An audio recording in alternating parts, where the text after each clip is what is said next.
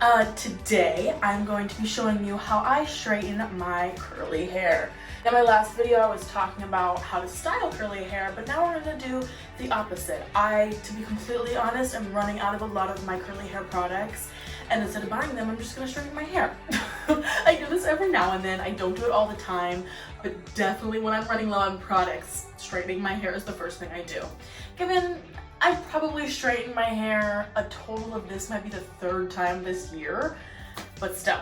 In the shower, I used all the same products that I showed you in my previous video, the Alafia Beautiful Curls Curly Hair product review. So you can go over to my channel and watch that if you want to see that process. But the one thing I did add to my hair today to make sure it was super clean was the Neutrogena Anti-Residue Formula Shampoo.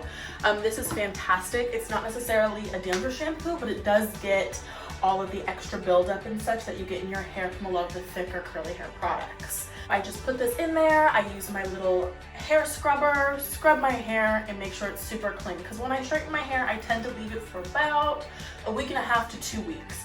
My hair doesn't get greasy, it doesn't smell, and so it doesn't get like really dirty. But after 2 weeks, I definitely think it is time for me to wash it. So, as you can see, my hair is nice, washed, it's quite damp. So what I'm going to do, I'm going to thoroughly brush it through, because one thing I've learned about straightening curly hair is you want absolutely zero knots. Because if you're trying to straighten your hair or you're trying to blow dry it and you get a knot, it makes everything extremely difficult. So all I'm going to do is section this off. Just a little top section and a bottom section. I also make sure not to put anything in my hair until I am ready to blow dry. In my hair to blow dry, I'll show you when we're blow drying, but I do the Biracial heat protectant. I'm going to take my hairbrush and just go. Okay, once that's done, I like to make sure that I can run my fingers through it with no issue. Okay, then I'm going to go into the top half. Ooh. Ow! Good Lord. And when I'm brushing my hair, I'm not worried about brushing it to make my curl pattern look nice. I'm just worried about brushing it to make sure that there are absolutely no tangles. For me, I notice that I get a lot of tangles in the crown and in this section of my hair, so I really like to focus on that. To let my hair dry, I am going to put it in a towel. I'm going to do a nice twist up so that it can really soak up all of the excess water before I blow dry. When I blow dry, I like to have my hair like 70% dry. So while I'm letting this dry, I'm gonna go wrap some presents, clean up a little bit, and about I let it sit probably like 45 minutes. So about halfway through, I'll undo it, give my hair a shake, and then rewrap it, just to make sure that all parts of my hair are getting dried. And we'll come back and we will start the blow drying process. Now I'd say it's pretty dry. I'm going to do sections again, the sections that I always do. The heat protection I'm adding in is the Biracial Silk Therapy Spray Protector. I've been using this for years. Back in the day when I used to straighten my hair constantly, and that really killed it because I wasn't moisturizing, I wasn't wearing a bonnet, I wasn't doing it correctly, so. But now I know. And so anyway, yeah, but I've been using this heat protectant for quite some time. Smells good. And I think I don't know, my hair isn't too dead, so I think it works. I do spray in quite a bit just because my hair is pretty thick and I don't want it to have heat damage. I have no idea how heat protectant works. If any of you guys know, leave a comment below. I'd love to know. Then we're gonna go in with our blow dryer. I'm gonna do a little time lapse for you, and we're gonna blow dry the whole head. When I blow dry, I'm not gonna do it with the blow dryer on because you won't be able to hear me. But I like to just grab a section, say about this thick, right? And we're just gonna blow dry. Do you like my sound effects? But just make sure it's all the way dry.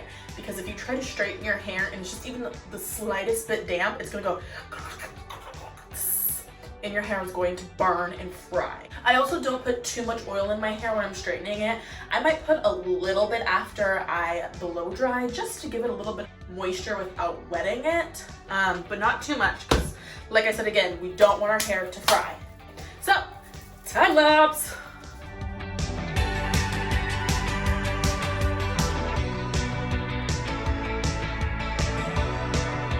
Section, I want to give you a few of my top tips and tricks to making sure that when you're straightening your hair, you're doing it to the best of your ability with the least amount of damage. So one thing that I have noticed that is super helpful when straightening my hair is actually making sure that the blow drying process, you really want to make sure to get the roots and to make sure that when you are blow drying your hair, you're getting it as straight as possible.